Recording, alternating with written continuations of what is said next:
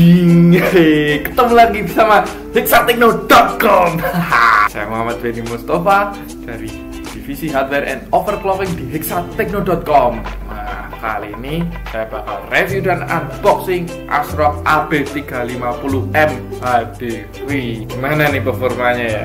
Ini salah satu motherboard terjangkau dari ASRock ya. Cocok nih buat kalian yang mau build AMD Ryzen. Kalian bisa ambil ini motherboard. Terus gimana ya performanya? Yuk kita lihat yuk, gak pakai lama. Oke, langsung ke unboxing.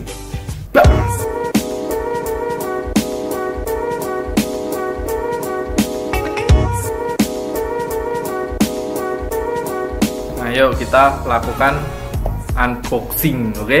Nah, sabar toh, pengen lihat ini motherboard ASRock AB350M HDV-nya. Aku juga nggak sabar nih. Dilihat dari kemasannya sih cukup kecil ya, ukurannya simple, terus lumayan kokoh juga, terus elegan ya, cuma ada tulisan seri, terus ada list merah ini seperti itu. Bagian belakang seperti biasa, motherboard selalu menampilkan fitur-fitur unggulannya itu. Yuk kita nggak lama buka aja. Iya gitu. Angel mentok ki peng, tulung aduh, nggak bisa.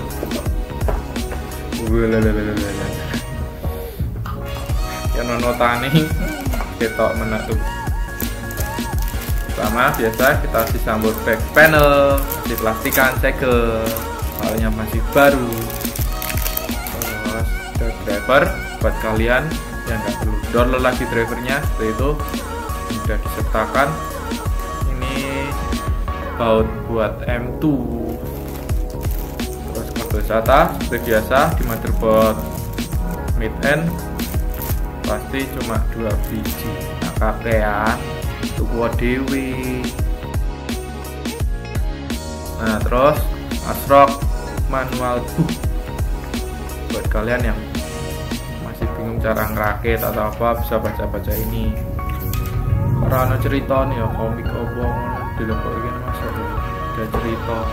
Udah itu perlengkapannya cuma itu sih, ekonomis banget soalnya emang ini motherboard low end ya, motherboard mid end lah, bukan high end ya. Jadi ya perlengkapan seperti ini udah cukup loh. Pengen buku dewe apa nih, lihat motherboardnya. Ini bisa buat kipas-kipas, parang masih plastikan. Kita lihat nih isinya.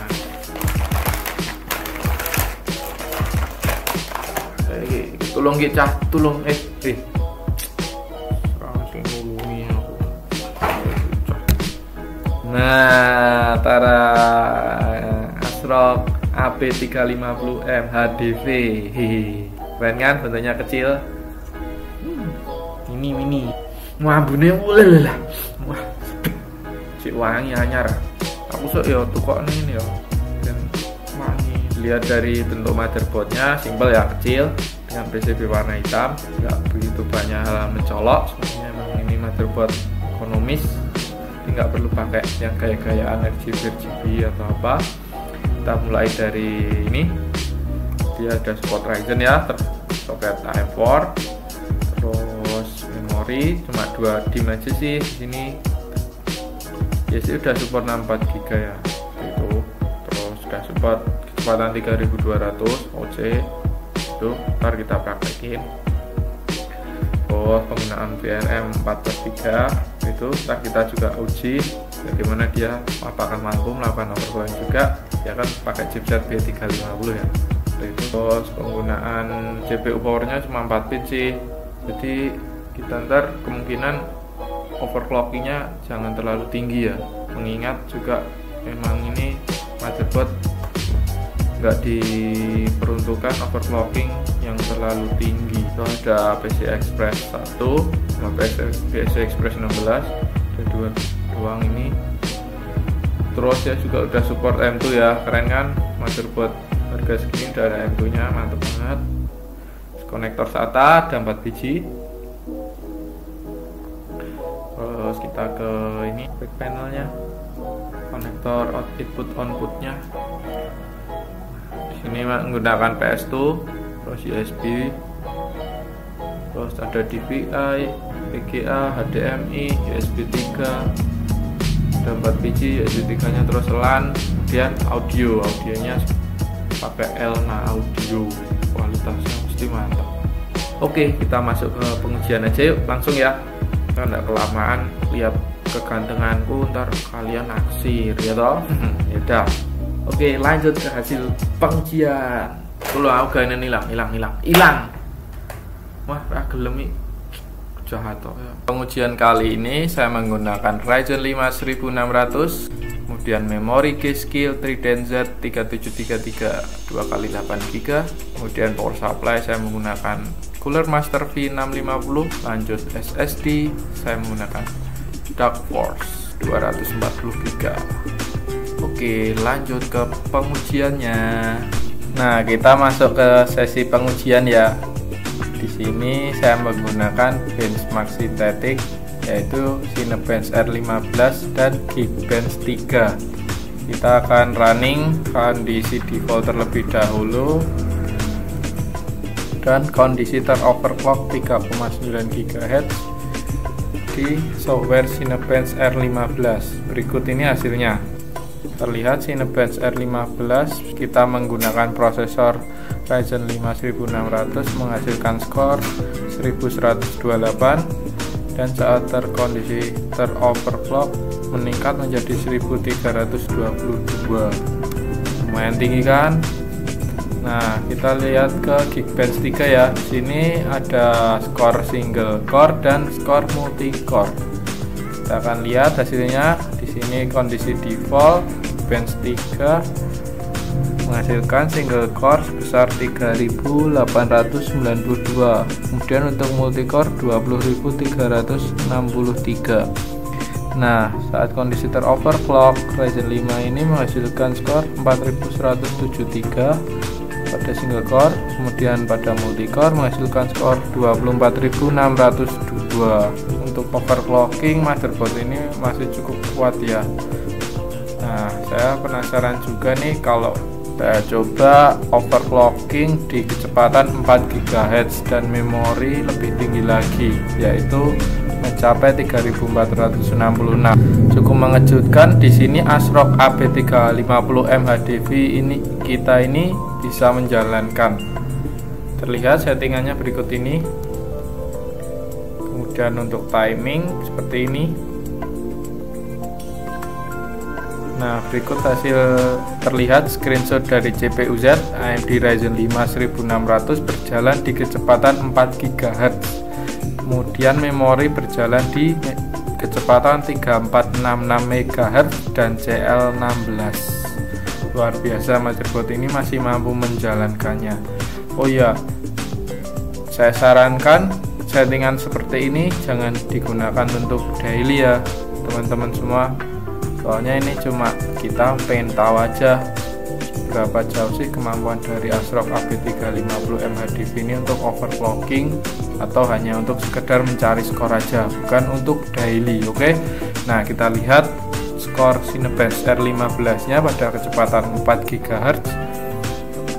Nah, di sini skor Cinebench R15 meningkat lagi menjadi 1335 kondisi teroverclock 4 GHz ya.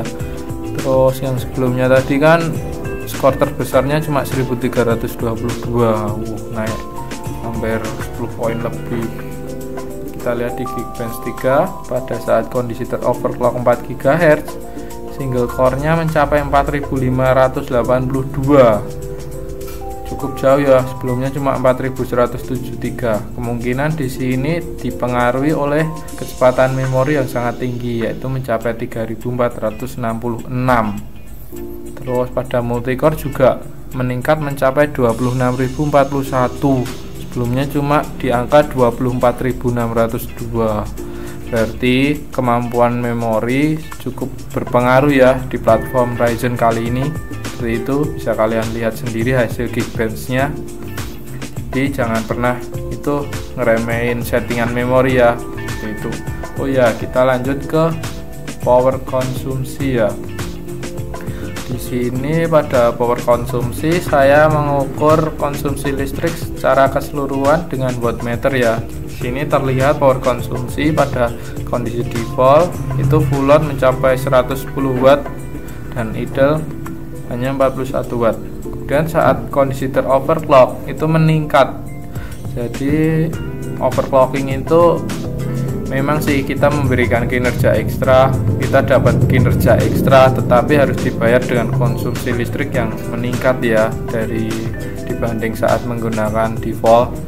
Sini pada kondisi teroverclock itu full load mencapai 143 watt dan idle meningkat menjadi 45 watt seperti itu. Oke, pengujian kali ini saya rasa cukup ya. Nah, gimana tadi hasil pengujian sama unboxingnya? Mantap toh? Nah, menurut saya sih HP350M HDV ini cukup worth it ya. Segi performa, terus juga kualitas motherboardnya cukup baik seperti itu. Ya, cuman ya tahu sendiri ini memang motherboard ini untuk pasar low end ya. Jadi kita nggak bisa berharap terlalu banyak seperti itu. Tapi bagi kalian yang emang pengen build AMD Ryzen dan cari motherboard dengan harga terjangkau, kalian bisa pilih ASRock HP350M HDV seperti itu ya.